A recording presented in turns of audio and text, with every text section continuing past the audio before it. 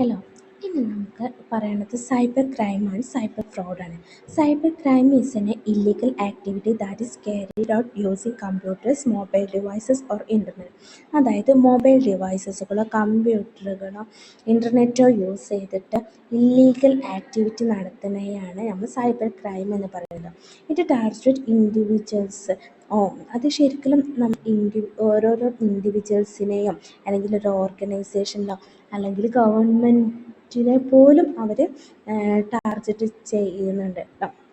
Okay, അപ്പം അവരുടെ ഡാറ്റകൾ steel ചെയ്യുകയോ മാൽവെയറുകൾ സ്പ്രെഡ് ചെയ്യുകയോ സിസ്റ്റം ഹാക്ക് ചെയ്യുകയോ ഒക്കെയാണ് സൈബർ ക്രൈമിൽ സംഭവിക്കുന്നത്.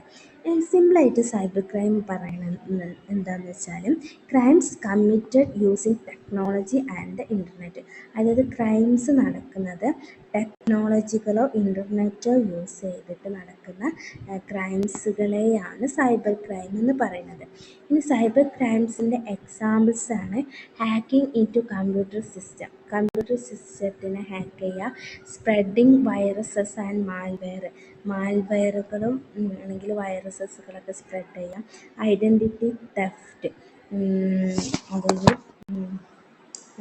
അവരുടെ ഐഡൻറ്റിറ്റി കട്ടെടുക്കുക, പിന്നെ സൈബർ ഓൺലൈൻ ഹരാസ്മെൻറ്റ് നടത്തുക, പിന്നെ ഡെനിയൽ ഓഫ് സർവീസ്. അതായത് നമ്മൾ പൊതുവെ കേൾക്കുന്നുണ്ട് നമ്മൾ ഫോൺ ഹാക്ക് ചെയ്തു, നമ്മൾ കമ്പ്യൂട്ടർ ഹാക്ക് ചെയ്തു എന്നൊക്കെ പറയുന്നത് അല്ലേ. അതുപോലെ തന്നെയാണ് ഈ സൈബർ ക്രൈംസ്. അതായത് അവിടെ നടക്കുന്നത് എന്താ വെച്ചാൽ നമ്മളുടെ വിവരങ്ങൾ, നമ്മളെ ഡാറ്റകൾ ഒക്കെ എന്താ പറയുക വേറൊരാൾ മോഷ്ടിക്കാം അല്ലേ. അങ്ങനെ എടുക്കുന്നതിനെയാണ് നമ്മൾ സൈബർ ക്രൈംസ് എന്ന് പറഞ്ഞത്. ഇനി അതിൽ വരുന്നതാണ് സൈബർ ഫ്രോഡുകൾ. അതായത് സിംപ്ലി പറയുകയാണെങ്കിൽ ഈ സൈബർ ഫ്രോഡ് നമ്മൾ സൈബർ ക്രൈം നടത്തുന്ന ആൾക്കാരെയാണ് സൈബർ ഫ്രോഡ് എന്ന് പറഞ്ഞത്. അതായത് cheating or scamming people online to steal money or data. അതായത് പൈസക്ക് വേണ്ടിയിട്ടോ അല്ലെങ്കിൽ ഡാറ്റകൾക്ക് വേണ്ടിയിട്ടോ അവർ ചീറ്റ് ചെയ്യുക, സ്കാം ചെയ്യുകയോ ചെയ്യുക, അതിനെയാണ് സൈബർ ഫ്രോഡ് എന്ന് പറയുന്നത്. ഇനി സൈബർ ഫ്രോഡിന് എക്സാമ്പിൾസുകളാണ് phishing, online shopping scams, credit or debit fraud, lottery and job scams, sim swapping fraud. അതിൽ ഫിഷിംഗ് എന്ന് പറഞ്ഞിട്ടുണ്ടെങ്കിൽ ഫേക്ക് ഇമെയിൽസുകളോ വെബ്സൈറ്റുകളോ ഉണ്ടാക്കിയിട്ട് ബാങ്കിങ് ഡീറ്റെയിൽസുകളോ അല്ലെങ്കിൽ പാസ്വേഡുകളൊക്കെ എടുക്കുക. ഫേക്ക് ഇമെയിൽ, അതായത് നമ്മളിപ്പോൾ ഒരു വെബ്സൈറ്റിൽ കയറുമ്പോൾ നമ്മുടെ ഇമെയിലും ഇതൊക്കെ അടിക്കാൻ പറയും.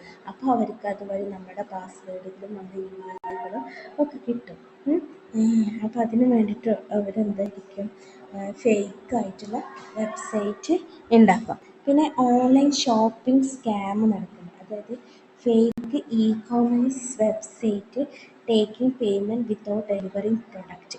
അതായത് ഇ-കൊമേഴ്സ് വെബ്സൈറ്റുകൾ ഉണ്ടാക്കുക, എന്നിട്ട് എന്താണ് നമുക്ക് അവർ പേയ്മെൻറ്റ് നമ്മളെ കൊണ്ട് ചെയ്യിപ്പിച്ചിട്ട് നമുക്ക് ആ സാധനം ഡെലിവേർഡ് ചെയ്യാൻ പറ്റാത്ത എന്നിട്ട് അവർ ക്യാഷ് എടുക്കുക. ഓക്കെ, പിന്നെ credit or debit card fraud. അതായത് നമ്മൾ കാർഡ് ഡീറ്റെയിൽസ് ശേഖരിച്ചിട്ട് അൺഓതറൈസ്ഡ് ആയിട്ടുള്ള ട്രാൻസാക്ഷന് അവിടെ നടത്തുക അല്ലേ. നമ്മൾ അതായത് നമ്മളെ കാർഡ് അവരുടെ കയ്യിൽ വേണമെന്ന് പോലുമില്ല. അതായത് അവർ ടെക്നിക്ക് യൂസ് ചെയ്തിട്ട് എന്തായിരിക്കുക നമ്മളെ ഐഡൻറ്റിറ്റി യൂസ് ചെയ്തിട്ട് ക്യാഷ് എടുക്കുക. പിന്നെ ലോട്ടറി, ഈ ജോബ് വെബ്സൈറ്റുകൾ കുറേ ഉണ്ടാവും. അങ്ങനെ ജോബ് വെബ്സൈറ്റുകളിലൂടെയും കുറേ ഫേക്ക് ഓഫേഴ്സുകളൊക്കെ വന്ന്, അതായത് ഇന്ന ജോലി കിട്ടണമെങ്കിൽ നിങ്ങൾ ഇത്ര ഫീസ് അടച്ചിട്ടാണെങ്കിൽ നിങ്ങൾക്ക് ഇന്ന ജോലി മസ്റ്റായിട്ട് കിട്ടും, അതായത് ഇൻ്റർവ്യൂ അറ്റൻഡ് ചെയ്യാൻ ഇന്ന ഫീസാണ്, അല്ലെങ്കിൽ ഈ ജോബിന് അപ്ലൈ ചെയ്യാൻ ഇത്ര ഫീസാണ് എന്നൊക്കെ എടുത്തിട്ട് എന്തായിരിക്കാം അവർ ഫീസൊക്കെ ഡിമാൻഡ് ചെയ്തിട്ട് അവർ ക്യാഷ് കസ്റ്റമേഴ്സ്, അതായത് ക്യാഷ് നമ്മുടെ അടുത്ത് നിന്ന് എടുക്കുക. സിം സ്വാപ്പിംഗ് ഫ്രോഡ്, അതായത് നമ്മൾ taking control of mobile numbers to intercept OTP. അത് നമ്മുടെ അടുത്ത് നിന്ന് OTPകളോ കാര്യങ്ങളൊക്കെ ചോദിച്ചിട്ട് എന്തായിരിക്കാം ക്യാഷ് എടുക്കാം അല്ലേ. അതായത് നമ്മളെ മൊബൈൽ നമ്പറുകൾ ശേഖരിച്ചിട്ട് നമുക്ക് വരുന്ന OTPകൾ കാര്യങ്ങളൊക്കെ എടുത്തിട്ട് അവർ നമ്മളെ ഹാരാസ്മെൻറ്റ് നടത്തുക. അതായത് നമ്മൾ എന്തെങ്കിലും വേണ്ടിയിട്ടുള്ള പേയ്മെൻ്റൊക്കെ നടത്തുമ്പോഴുള്ള ആ OTP അവർ നമ്മളെ മൊബൈൽ വഴി എടുത്തിട്ട് അതനുസരിച്ചിട്ട് അവർക്ക് ക്യാഷ് എടുക്കുക. ഓക്കെ. ഇനി സൈബർ ക്രൈംസിൻ്റെ ടൈപ്പ് ഹാക്ക് ചെയ്യാൻ പറഞ്ഞില്ലേ. സൈബർ ക്രൈമും സൈബർ ഫ്രോഡും എന്താണെന്ന് പറഞ്ഞില്ലേ. അതിൽ ടൈപ്പ് സൈബർ ക്രൈം ഹാക്കിംഗ് ഉണ്ട്, ഫിഷിംഗ് ഉണ്ട്, ഐഡൻറ്റിറ്റി തെഫ്റ്റ് ഉണ്ട്, cyber stalking and cyber bullying, malware attack, online financial fraud, denial of service, cyber terrorism. അത് നമ്മൾ മേലെ പറഞ്ഞ പോയിന്റുകൾ തന്നെയാണ് കേട്ടോ. ഓക്കെ. ഇനി നമ്മൾ എങ്ങനെയാണ് ഈ സൈബർ ക്രൈമിനെ പ്രിവെൻറ്റ് ചെയ്യുക? അപ്പോൾ എന്താണ്, എങ്ങനെ നമ്മൾ പ്രിവെൻറ്റ് ചെയ്യുക? സ്ട്രോങ് പാസ്വേഡ് യൂസ് ചെയ്തിട്ട് പ്രിവെൻറ്റ് ചെയ്യുക. അതായത് നമുക്ക് കുറേ കോംപ്ലക്സ് പാസ്വേഡുകൾ ഉണ്ടാകും. നല്ല എളുപ്പത്തിലുള്ള പാസ്വേഡുകളാക്കുമ്പോൾ അവർക്ക് വേഗം കിട്ടും അല്ലേ, അവർക്ക് വേഗം അത് കണ്ടുപിടിക്കാനൊക്കെ കഴിയും. പിന്നെന്താണ്, avoid using the same password everywhere. അതായത് ഇപ്പം നമ്മൾ ഒരു പാസ്വേഡ് വെക്കുകയാണെങ്കിൽ എല്ലാ ആപ്ലിക്കേഷനിലും എല്ലാ സ്ഥലത്തും നമ്മളെന്തായിരിക്കും ആ സെയിം പാസ്വേഡ് നമ്മൾ എല്ലായിടത്തും കൊടുക്കും അല്ലേ. എല്ലായിടത്തും നമ്മൾ ആ സെയിം പാസ്വേഡ് കൊടുക്കും. അതൊക്കെ നമ്മൾ കൺട്രോൾ ചെയ്തിട്ട് നമ്മൾ ഓരോരോ ഡിഫറെൻറ്റ് വെബ്സൈറ്റുകളിലാണെങ്കിലും എന്ത് ഇതിന് വേണ്ടിയിട്ടാണെങ്കിലൊക്കെ നമ്മൾ പാസ്വേഡുകൾ സെയിം കൊടുക്കുന്നത് നമ്മൾ അവോയ്ഡ് ചെയ്യുക. Enable multi factors authentication whenever possible. നമുക്ക് പോസിബിൾ ആവുകയാണെങ്കിൽ നമ്മൾ മൾട്ടി ഫാക്ടർ ഓതൻറ്റിക്കേഷന് ഇനാബിൾ ചെയ്യാം. ഓക്കെ. ഇനി install antivirus and anti malware software. നമ്മൾ ഓരോ വെബ്സൈറ്റുകൾ നമ്മൾ യൂസ് ചെയ്യുമ്പോൾ നമ്മളോട് ചോദിക്കുക ഈ ആൻറ്റിവൈറസ് യൂസ് ചെയ്യണം. നമുക്ക് കുറേ അങ്ങനെ ആൻറ്റിവൈറസുകൾ നമ്മുടെ സിസ്റ്റത്തിലൊക്കെ നമ്മൾ ഇൻസ്റ്റാൾ ചെയ്യാറുണ്ട്. ഓക്കെ. പിന്നെന്താണ്, അപ്ഡേറ്റ് സോഫ്റ്റ്വെയർ സിസ്റ്റം റെഗുലർലി. നമ്മളെ സോഫ്റ്റ്വെയറുകളായാലും നമ്മുടെ സിസ്റ്റമൊക്കെ ആണെങ്കിലും റെഗുലറായിട്ട് അത് അപ്ഡേറ്റ് ചെയ്തുകൊണ്ട് ഇരിക്കുക. പിന്നെ ബിവെയർ ഫിഷിംഗ് സ്കാംസ്. അതായത് നമ്മൾ ഈ സ്കാംസുകളൊക്കെ നമ്മളതിൽ വന്ന് കൂടുന്നത് നമ്മൾ നോക്കണം. കാരണം നമ്മൾ അറിയാതെ ഓരോ വെബ്സൈറ്റിൽ കയറിയിട്ട് നമ്മൾ ഓരോ ലിങ്കിൽ കയറിയിട്ട് നമ്മൾ അപ്ലൈ ചെയ്യാൻ പാടില്ല. ഓക്കെ.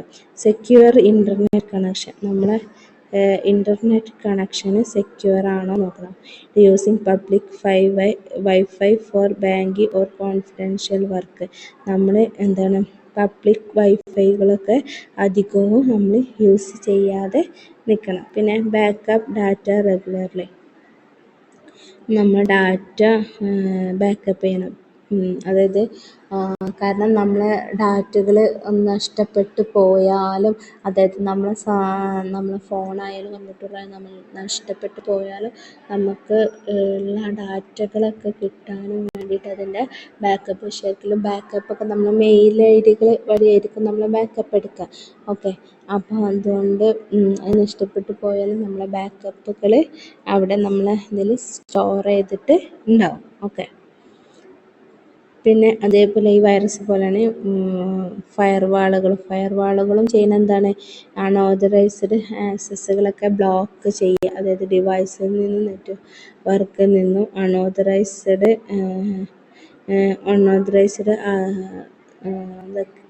ആക്സസ്സുകളൊക്കെ ബ്ലോക്ക് ചെയ്യിപ്പിക്കുക. പിന്നെ ലിമിറ്റഡ് ആപ്പ് പെർമിഷൻ.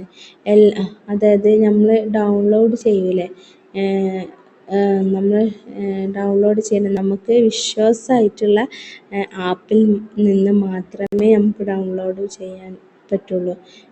ഒന്നെങ്കിൽ ഗൂഗിൾ പ്ലേ അല്ലെങ്കിൽ ആപ്പ് സ്റ്റോർ. ഇതൊക്കെ എന്താണ്, നമുക്ക് ട്രസ്റ്റാണ്, നമുക്കത് വിശ്വസിക്കാൻ പറ്റുന്ന ആപ്പുകളാണ്. അവിടെ നിന്നൊക്കെ നമുക്ക് ഡൗൺലോഡ് ചെയ്യാം. ബാക്കിയുള്ള നമുക്കറിയാത്ത സൈറ്റുകളിൽ നിന്ന് അറിയാത്ത സൈറ്റുകളിൽ നിന്നും നമ്മൾ ആപ്പുകളോ വെബ്സൈറ്റുകളോ നമ്മൾ ഡൗൺലോഡ് ചെയ്യാൻ പാടില്ല. പിന്നെ എഡ്യൂക്കേറ്റ് ആൻഡ് സ്റ്റേ അലർട്ട്, അതായത് നമ്മൾ കറക്റ്റ് അറിയുന്ന ആൾക്കാർ മാത്രമേ ആ ഡൗൺലോഡ് ചെയ്ത ആ ഓരോരോ ആപ്പുകൾ നമ്മൾ ശരിക്കും അന്വേഷിച്ചതിന് ശേഷം മാത്രമേ നമ്മളത് എടുക്കാൻ പറ്റുള്ളൂ. ഓക്കെ. ഇനി സൈബർ ലോസ്.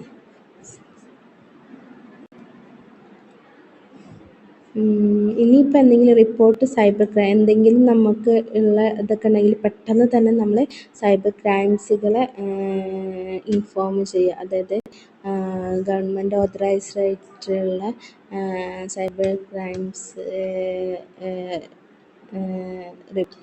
അത് സൈബർ ക്രൈംസുകളെ നമ്മൾ റിപ്പോർട്ട് ചെയ്യണം.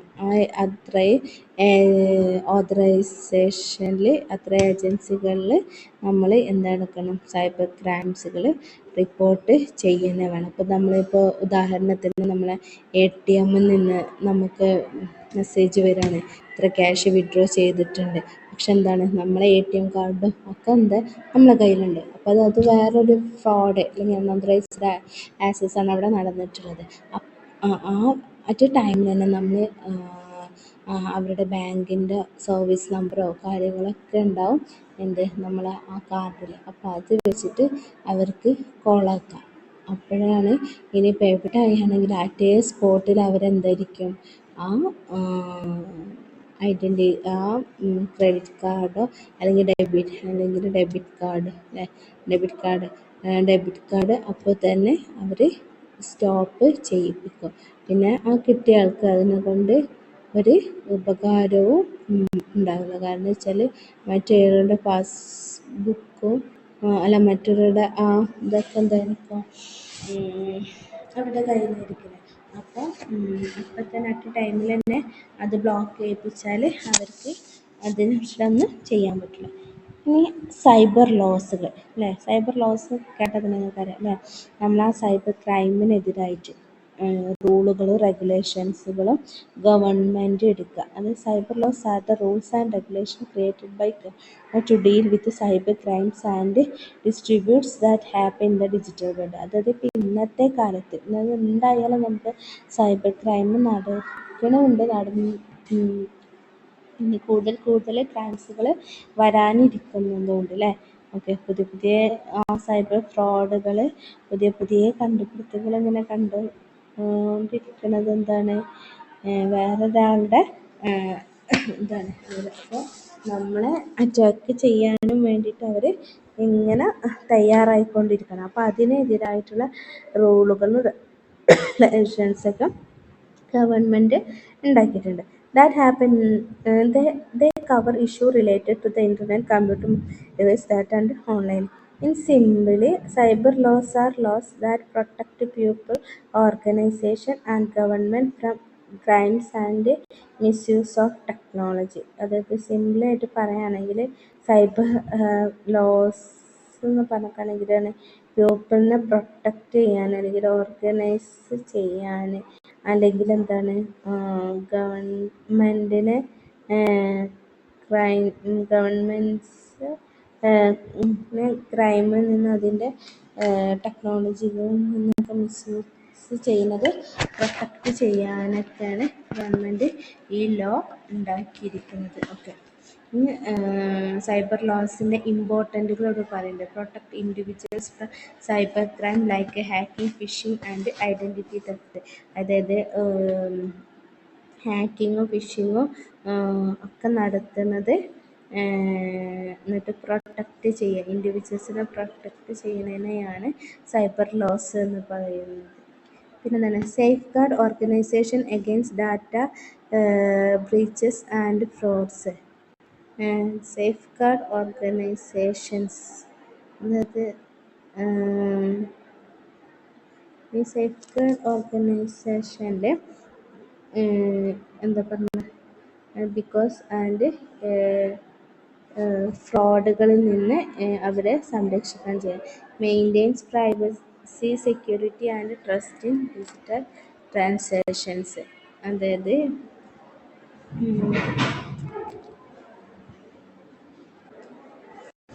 ഇനി നമുക്ക് സൈബർ ലോസിൻ്റെ ഇമ്പോർട്ടൻസിനെ കുറിച്ചിട്ടാണ് പറയുന്നത്.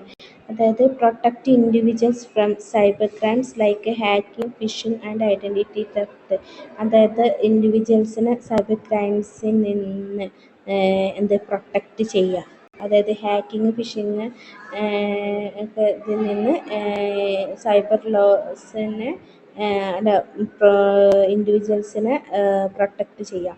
പിന്നെ safeguard organisation against data breaches and fraud. അതായത് safeguard organisation against data breaches and ഫ്രോഡുകളിൽ നിന്ന് എന്താണ് ഇൻഡിവിജ്വൽസിനെ പ്രൊട്ടക്റ്റ് ചെയ്യുക. പിന്നെ maintains privacy, security and trust in digital ട്രാൻസാക്ഷൻ്റെ സമയത്ത് സെക്യൂരിറ്റി, പ്രൈവസി ഒക്കെ എന്താണ് മെയിൻറ്റെയിൻ ചെയ്യുക. പിന്നെന്താണ് ഇ-കൊമേഴ്സ് വെബ്സൈറ്റുകളൊക്കെ ഉണ്ടാവുമല്ലോ, ഓൺലൈൻ കോൺട്രാക്റ്റുകൾ, അതൊക്കെ റെഗുലേറ്റ് ചെയ്യാൻ വേണ്ടിയിട്ട് അതായത് റെഗുലേറ്റ് ചെയ്യാൻ ഹെൽപ്പ് ചെയ്യാനൊക്കെ എന്താണ് സൈബർ ലോ കൊണ്ട് നമുക്ക് രക്ഷ ഉണ്ടാവും. പിന്നെന്താ legal framework four punishing cyber criminals. അതായത് സൈബർ ക്രിമിനൽസിന് നേരെ നമുക്ക് ലീഗൽ ഫ്രെയിംവർക്കുകളൊക്കെ നടത്താൻ കഴിയും. ഇനി നെക്സ്റ്റാണ് പ്ലാജിയാരിസം. പ്ലാജിയാരിസം എന്ന് പറഞ്ഞാൽ cyber security, plagiarism means copying digital content, code, research or security report from other without giving credit and presenting it as your own. അതായത് വേറൊരാളുടെ പെർമിഷൻ കൂടാതെ, വേറെ ഓതറൈസിൻ്റെ പെർമിഷൻ കൂടാതെ നമ്മളത് നമ്മുടെ ഡാറ്റ ആക്കിയിട്ട് എടുക്കുന്നതിനെയാണ് നമ്മൾ പ്ലാജിയാരിസം പറയണത്. It is considered both an ethical violation and something legal issues of copy writing വെച്ച്. കാരണം നമുക്ക് ഒരു സോഫ്റ്റ്വെയർ എടുക്കുകയാണെങ്കിലൊക്കെ അതിന് ലൈസൻസ് അപ്രൂവ്ഡ് ആയിട്ട് വേണം.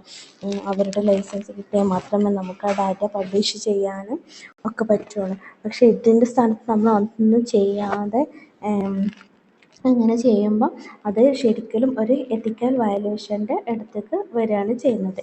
ഇനി പ്ലാജിയാരിസം 7 ടൈപ്പ് ഉണ്ട്. അതിൽ direct plagiarism, self plagiarism, paraphrasing plagiarism, accidental plagiarism, source placed plagiarism, global plagiarism. അതിൽ ഫസ്റ്റ് വണ്ണാണ് ഡയറക്റ്റ് പ്ലാജിയാരിസം. അതായത് copy someone else's work word for word without credit. അതായത് വേറൊരാളുടെ ഇതില്ലാതെ നമ്മൾ ജസ്റ്റ് ഒന്ന് കോപ്പി പേസ്റ്റ് ചെയ്യുക. അതായത് നമ്മളൊരു വെബ്സൈറ്റിൽ നിന്ന് കോപ്പി പേസ്റ്റ് ചെയ്തിട്ട് നമ്മളെ അസൈൻമെൻറ്റിലേക്കായിട്ട് അത് ഡാറ്റ കോപ്പി ചെയ്യുക. ഓക്കെ. ഇനി നെക്സ്റ്റാണ് സെൽഫ് പ്ലാജിയാരിസം. സെൽഫ് പ്ലാജിയാരിസം എന്ന് പറഞ്ഞാൽ reusing your own previously submitted work without permission. അതായത് ആദ്യം ഒരാൾ പ്രൊജക്റ്റ് സബ്മിറ്റ് ചെയ്തിട്ടുണ്ടെങ്കിൽ ആ പ്രൊജക്റ്റ് തന്നെ എന്തെടുക്കുക, ആ പ്രൊജക്റ്റ് തന്നെ ഒരു ഇതുമില്ലാതെ, അതായത് അവരുടെ പെർമിഷൻ ഇല്ലാതെ തന്നെ നമ്മൾ ഇതിലേക്ക് ഡാറ്റ റീയൂസ് ചെയ്യുക. Okay. Example, submit the same project or research paper in different courses. അതായത് സെയിം പ്രൊജക്റ്റ് അല്ലെങ്കിൽ റിസർച്ച് പേപ്പർ ഇൻ ഡിഫറെൻറ്റ് കോഴ്സസുകൾക്കായിട്ട് അത് ആ പേപ്പർ തന്നെ യൂസ് ചെയ്യുക. അതായത് ആ കോഴ്സിൽ തന്നെ വേറൊരാൾ ചെയ്തിട്ടുണ്ടെങ്കിൽ അത് തന്നെ നമ്മളെടുത്ത് കോപ്പി ചെയ്യുക ഒക്കെ ചെയ്യാം. ഓക്കെ.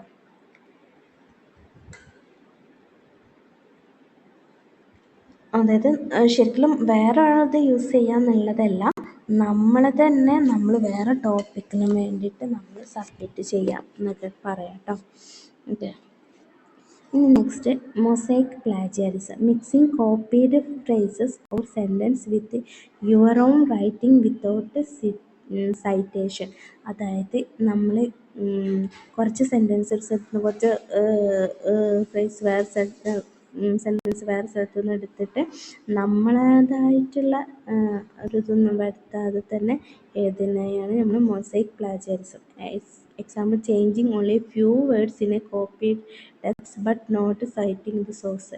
അതായത് കുറച്ച് വേർഡ്സുകൾ മാത്രം എടുത്തിട്ട് ബാക്കിയൊക്കെ കോപ്പി ചെയ്യാം. ഓക്കെ. ഇനി paraphrasing plagiarism. Rewriting someone else's ideas in your own words but not citing the source. അതായത് നമ്മൾ റീറൈറ്റ് ചെയ്യുക. അതായത് വേറൊരാളുടെ ഐഡിയ നമ്മൾ റീറൈറ്റ് ചെയ്യണതിനെയാണ് നമ്മൾ പാരാഫ്രൈസിങ് പ്ലാജിയറിസം എന്ന് പറയുന്നത്. Example, taking ideas from an article, changing the wording slightly without giving credit. അതായത് നമ്മൾ ആർട്ടിക്കിളിലോ കാര്യങ്ങളൊക്കെ എടുത്ത് ഐഡിയ വെച്ചിട്ട് ഐഡിയ നമ്മൾ ചെയ്യുക. അതായത് അവരോടൊന്നും ചോദിക്കുക ഒന്നും ചെയ്യാതെ അവരുടെ ഐഡിയ നമ്മളാണ് ചെയ്യുക, അത്ര. ഇനി ആക്സിഡൻ്റൽ പ്ലജർ, forgetting to cite source or using insight reference by mistake. Example, not knowing citation rules and unintentionally copy. അതായത് ചിലപ്പോൾ നമ്മൾ അറിയാതെ തന്നെ നമ്മൾ അത് കോപ്പി ചെയ്ത് അല്ലെങ്കിൽ മുന്നേ ഒരാൾ ചെയ്തിട്ടുണ്ടാവും.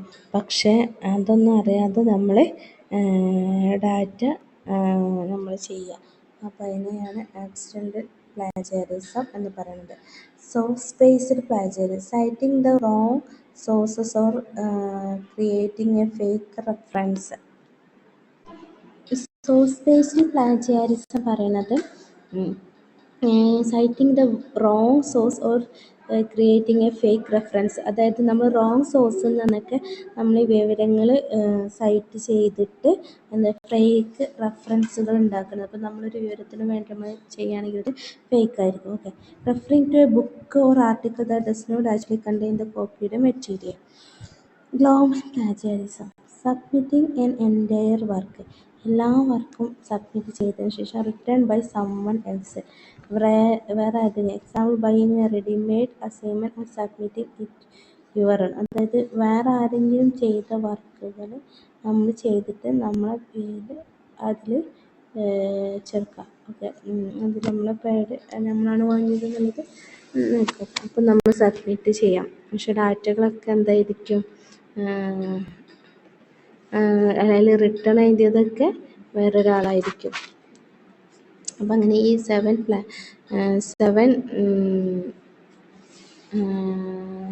പ്ലാജിയറിസങ്ങളാണ് നമ്മൾ പഠിച്ചത്. Direct plagiarism, assignment plagiarism, mosaic പ്ലാജിയറിസം,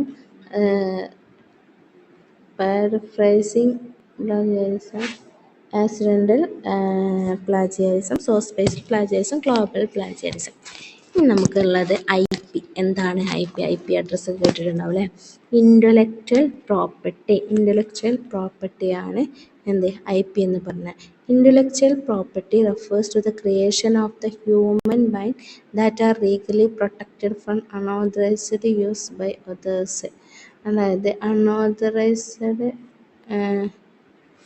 property refers to the creation of the human mind that are legal unauthorised പീപ്പിൾസിൽ നിന്ന് ലീഗലായിട്ട് പ്രൊട്ടക്റ്റ് ചെയ്യാനും വേണ്ടി യൂസ് ചെയ്യുന്ന പ്രോട്ടോക്കോളാണ് intellectual property. It include invention, design, artistic works, brand names, software and trade secrets. ഈ simple word പറഞ്ഞാൽ, ഈ സിമ്പിളായിട്ട് ഇൻ്റലക്ച്വൽ പ്രോപ്പർട്ടി പറഞ്ഞാൽ എന്താ വെച്ചാൽ ownership right over ideas, invention and creative work. അതായത് നമ്മൾ ഐഡിയകളും ഇൻവെൻഷനും ഒക്കെ ആക്കിയിട്ട് നമ്മളൊരു വർക്ക് ഇത് സ്റ്റാർട്ട് ചെയ്യാം. ഓക്കെ, ഈ ടൈപ്സ് ഓഫ് ഇൻ്റലക്ച്വൽ പ്രോപ്പർട്ടി ഏതൊക്കെ ഇൻ്റലക്ച്വൽ പ്രോപ്പർട്ടി ആണുള്ളത്? Copying, patent, trade mark, trade secret, industrial designs. ഇതൊക്കെയാണ് ഇൻ്റലക്ച്വൽ പ്രോപ്പർട്ടിയുടെ ടൈപ്സുകൾ. അതിൽ കോപ്പിറൈറ്റ് എന്ന് പറഞ്ഞാൽ protect literary, artist and creative work. Example, books, music, movies, software, painting. അതായത് നമ്മൾ കോപ്പിറൈറ്റ് ചെയ്യാം അല്ലേ? ആർട്ടിക്കൊക്കെ കോപ്പിറൈറ്റ് ചെയ്യുന്ന കേട്ടിട്ടുണ്ടാവും അല്ലേ? ഇനി നെക്സ്റ്റ് ആണ് അതായത് നമുക്ക് കോപ്പിറൈറ്റ് ചെയ്യാൻ പറ്റും. ഇൻ്റലക്ച്വൽ പ്രോപ്പർട്ടിക്ക് ഒരു എക്സാമ്പിളാണ് നമ്മൾ പിന്നെ പാറ്റന്റ് ചെയ്യുന്നത് protect invention and technological innovation, അതായത് ടെക്നോളജിക്കൽ ഇന്നൊവേഷൻ ഓഫ് പ്രോപ്പർട്ടി അല്ലേ, അതിനെ പ്രൊട്ടക്റ്റ് ചെയ്യാം. Example A few machine, drug formula or mobile technology. അതായത് മൊബൈൽ ടെക്നോളജിയിലായാലും പിന്നെ മെഷീനിലായാലും അല്ലെങ്കിൽ ഡ്രഗ് ഫോർമുല ഏതിലൊക്കെ ആയാലും നമ്മളൊരു പ്രൊട്ടക്റ്റ് ചെയ്യുക അതിൻ്റെ ഇൻവെൻഷനെ. ഓക്കെ, കണ്ടുപിടുത്തത്തെ. Trademark protect simple logo, brand names and slogans used in business. അതായത് ചില ലോഗോ കാണുമ്പോൾ തന്നെ നമുക്ക് കിട്ടും ആ സാധനം, നമുക്ക് അതിൻ്റെ പേര് അവിടെ കാണുന്നില്ല, ലോഗോയോ അതിൻ്റെ ബ്രാൻഡ് നെയിമുകളോ ഒക്കെ ഉണ്ടാവും. അപ്പോൾ നമുക്ക് ഏതാന്ന് പെട്ടെന്ന് ഐഡൻറ്റിഫൈ ചെയ്യാൻ കഴിയും. എക്സാമ്പിൾ നൈക്ക് എൻ്റെതൊക്കെ തന്നെ നമ്മൾ ടിക്ക് ഇടുന്ന പോലെയാണ് അല്ലേ. ഓക്കെ, ആപ്പിൾ ലോഗോ അറിയാം, കോക്കോ കോല ബ്രാൻഡ് നെയിം അതെല്ലാം അറിയാം. അതൊക്കെ എന്താണ് ട്രേഡ് മാർക്കുകൾ. അതായത് ഒരു ലോഗോ അവിടെ വന്നാൽ എല്ലാവരും മനസ്സിലാ ലോഗോയാണ് നമുക്ക് ഉണ്ടാവുക. അപ്പോൾ അവരുടെ പ്രൊഡക്റ്റുകൾ എല്ലാവരും ഒന്ന് നോക്കാം. അപ്പോൾ നമ്മൾ എവിടെ പോയി കണ്ടാലും ആ ലോഗോ ഉള്ളത് പ്രൊഡക്റ്റ് കണ്ടാൽ നമ്മളവിടെ പോയിട്ട് ഇതൊക്കെയാണ്. അപ്പോൾ നമ്മളങ്ങനെ ഇതിൽ ഉണ്ടാവും ഓരോരോ ഇതിലുള്ള ലോഗോകൾ. ഇനി അടുത്ത ട്രേഡ് സീക്രട്ട് ആണ് കേട്ടോ. നമ്മൾ ഓരോ ബിസിനസ് ഇൻഫോർമേഷൻസ് പ്രൊട്ടക്റ്റ് ചെയ്യാൻ. Exam Coca Cola recipe, Google search നൽകുക. ഇനി എന്താണ് industrial designs. Industrial designs protect the visual appearance and design of product. അതായത് നമ്മളെ വിഷ്വൽ അപ്പിയറൻസും നമ്മൾ പ്രൊഡക്റ്റിൻ്റെതും ഡിസൈൻ ചെയ്യുക. Some designs of car model, fashion patterns ഒക്കെ എന്താണ് ഇൻഡസ്ട്രിയൽ ഡിസൈൻസിന് എക്സാമ്പിളായിട്ടാണ് വരുന്നത്. ഓക്കെ, ഈ ചാപ്റ്ററിൽ എന്തെങ്കിലും ഡൗട്ടോ കാര്യങ്ങളൊക്കെ ഉണ്ടെങ്കിൽ ഒന്ന് പേഴ്സണലായിട്ട് മെസ്സേജ് അയച്ചാൽ നമ്മൾ റിപ്ലൈ തരുന്നതായിരിക്കും കേട്ടോ. ഓക്കെ.